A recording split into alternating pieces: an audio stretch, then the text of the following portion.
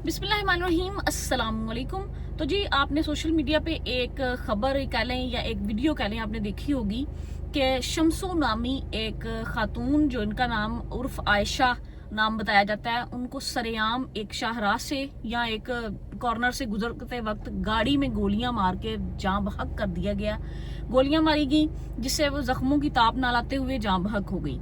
और हकीकत वाली बात है, ये तो खबर आपने सुनी होगी, लेकिन जो एक चीज जिसके लिए मैं वीडियो बना रही हूँ वो ये कि उनके जनाजे की तस्वीर शेयर करके, सस्पेंस क्रिएट करके, उस तरह का माहौल बनाकर उसको बहुत ज्यादा हाईलाइट करके ये बात बोली जा रही है जी। सोशल मीडिया पे बहुत सारे लोग वीडियो बना रहे हैं जी कि 1.3 मिलियन इसके फॉलोअर्स थे और जनाजे पे चंद अफराद।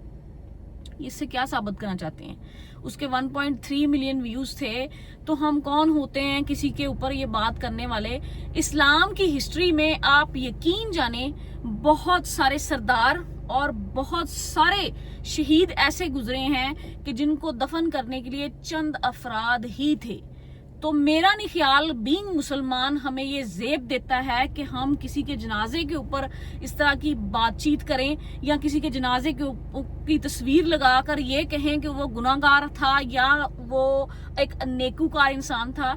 यार, हम कौन से मुसलमान हैं? अगर 4 बंदे जनाजे पर मौजूद हैं, उसको दफन करने वाले मौजूद हैं, तो इसका मतलब ये है कि वो नेकूकार नहीं है। और अगर ग्राउंड भरा हुआ है और बहुत सारा जनाजा आया तो इसका मतलब है जी वो नेकूकार है। इसका फैसला हम अल्लाह ताला पे छोड़ते हैं। वही जानता है, दिलों का भेद भी वही जानता है और दिमागों की सोच भी वही जानता है।